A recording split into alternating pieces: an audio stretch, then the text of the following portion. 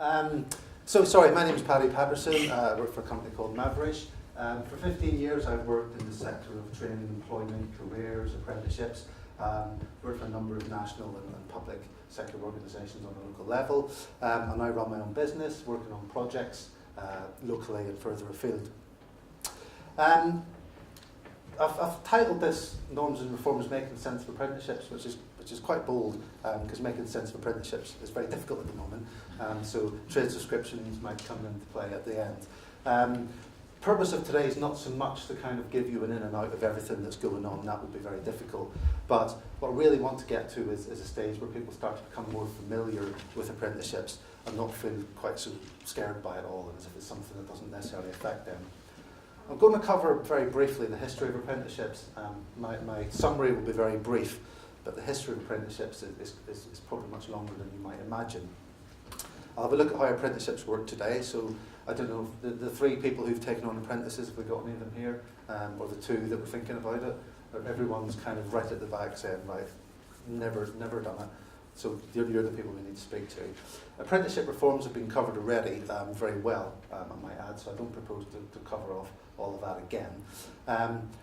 I've mentioned the 2020 vision. That's the government's plan for apprenticeships, and obviously 2020 worked quite well with vision. That's quite neat. And then a timetable for change. So we know there are lots of change planned. When do they come to effect? Who do they affect, and by when? So, as I said, I want people to become slightly more familiar with the language of apprenticeships. I'm aware that we talk a lot in jargon. We use terms, we use phrases, we use descriptions that often can put businesses off from getting involved because they feel we don't quite see how that relates to us.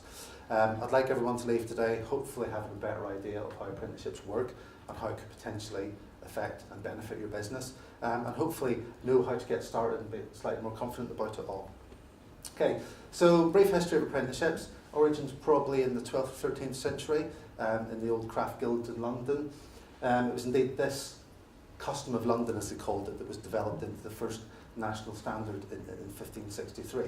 This ended in 1814 under lots of accusation of apprentices working in very poor conditions in factories and perhaps not being the best scheme for them. So they decided to do away with that. But apprenticeships did continue and have developed and continue to develop into new sectors into the 20th century. So engineering, shipbuilding, all continue to take on apprentices. The 1960s is an era that many people can remember, and that's always regarded as the high point for apprenticeships. And in the 60s, around a third of all boys who left school between 15 and 17 did an apprenticeship. However, that was the high point, and after a high point comes a decline. And by 1990, there were only about 50,000 apprentices nationally. So in 93, the Tory government said, we need to do something about this. And so they set about rebooting apprenticeships. And in 1997, when the Labour government came in, they decided that we need to grow this programme nationally and on a much larger scale than we've ever done before. And that's really set us on the path to where we are today and also where we're going. So, its very essence, an apprenticeship is a work-based learning programme. It combines on and off-site learning. We talk about an apprenticeship in a singular term, but actually it's not a singular qualification. An apprentice works towards a collection of qualifications that are kind of wrapped together in what we call a framework. So that's a first piece of jargon there. The whole process is delivered and managed by a training provider who are really key in all of this. And again, shopping around, the purchase power, finding the right training providers, absolutely key for businesses. They come in all different shapes and sizes. Could be a big FE college down the road as we have here. Could be a small national training company who are based elsewhere. Lots of different delivery models that may suit your business better than others. Apprenticeship levels go from level 2, which is roughly equivalent to GCSE, right up to level 7, which is roughly equivalent to master's level. But be very careful trying to compare qualifications. They all measure different things in different ways, so it's not fair to necessarily equate them all across. Again, it was mentioned previously that currently the funding is almost head and wiring for a lot of employers. It passes from government to training provider. Apprentices are funded predominantly based on their age, with full funding being available for young people 16 to 18. Apprenticeship funding is available after that point, but on a reduced level. There is currently a grant for small businesses of £1,500, which is still currently available up until I think July next year, or until the money runs out, whichever comes first. Apprenticeships are available in over 1,500 different job roles, and that's huge, and it's growing literally by the week as new qualifications get developed. And last year there were around 870,000 apprentices on the programme, which is quite a jump from the 50,000 that we had sort of 25 years ago. So we can see that the growth has been huge. There's no limit to apprenticeship ages, but again it depends on funding. You may be surprised also to learn that last year in Oxfordshire there were about 70% of apprenticeship starts were by people aged 19 and above. So actually, even though the government will fully fund 16 to 18, it's still very much adult workers that are picking up apprenticeships. And I think that reflects businesses seeing it as a way to retrain existing staff, but also for some older workers to perhaps retrain and go back into industry again. Around 15% of businesses employ apprentices nationally. I'm guessing by what we heard this morning it might be less than that in Oxfordshire, so that's where we need to start to kind of grow things. About 7 out of 10 young people who start an apprenticeship, young people or anyone of any age, complete successfully, and around 9 out of 10 stay in employment, and most of those with the same employer. It's a really good way to grow your own talent within a business. Reforms were mentioned. I won't cover the ins and outs of them again because I think there was really good detail in the last presentation. I think what I would say about the apprenticeship levy is it will only affect about 2% of businesses nationally. And again, businesses will deal with that in different ways. But again, I think getting involved now, perhaps if it will affect you, is really good advice because you can start to understand how you might respond to that. Co-funding, again, was mentioned in the previous presentation. Whereas now funding is based on age, that's disappeared, but there will be incentives for small businesses to take on apprentices in the form of a cashback to your digital account. There'll also be an incentive for taking on young people. So it's worth saying that while the system seems universal, the intention is still to focus on small business, focus on young people starting off.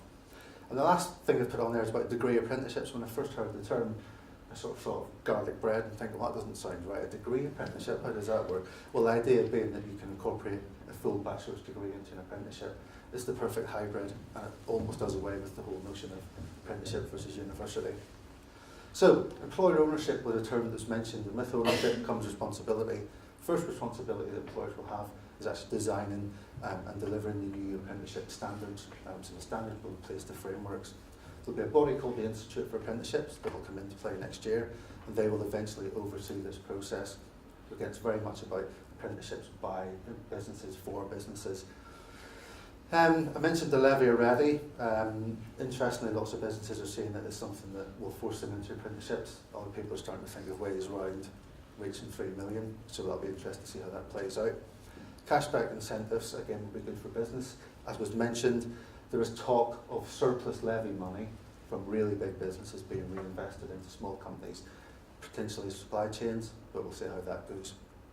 Digital system will be interesting, very interesting to see how that goes. So in terms of the timetable for change, I think the first thing that we're seeing already is the government moving towards this sort of how do we change the finances of it. So from this year, employers' contributions, employers' NI contributions for apprentices aged under 25 have been abolished. And again, that affects people differently in different ways, but again, it's a small incentive.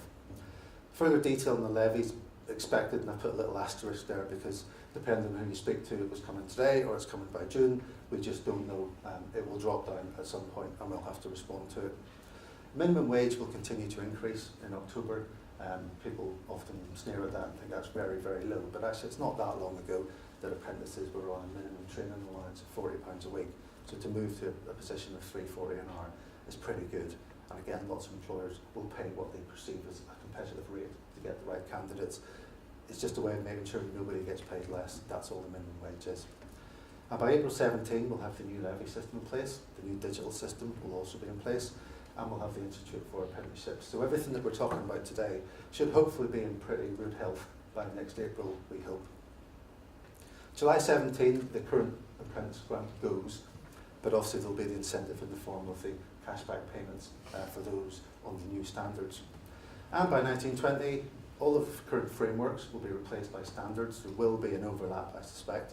And by 2020, we'll have 3 million apprentices, and it's that easy. That's all that's needed.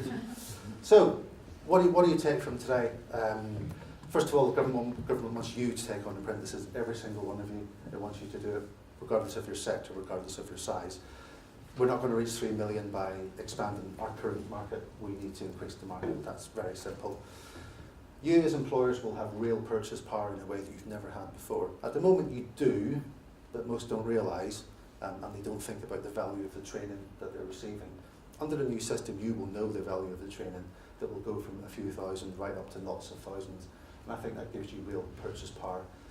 And employers will start to think about training provision in the same way they think about their other suppliers, and will start to shop around to be more competitive. And I think that's a good thing for quality. And I also think now is a really good time, probably the best time to get involved, so you can start to become familiar with the system, start to cut your teeth, as it were, with having apprentices, start to build up those relationships with training providers, so that come the change, you're really well placed. So, after today, how do you keep up to date with things? I've put some information on there, and I hope we'll be circulating the slides. If not, we'll definitely try and publish them in some way, shape or form. The one site I would mention is oxfordshireapprenticeships.co.uk. It is what you would imagine it to be with a name like that. It's a local, dedicated site on apprenticeships. It supports young people, it supports employers, it supports schools. It's really the centre point for apprenticeships. That will be, in my opinion, the main place to kind of keep up to date. It's free for everyone in Oxfordshire and indeed beyond.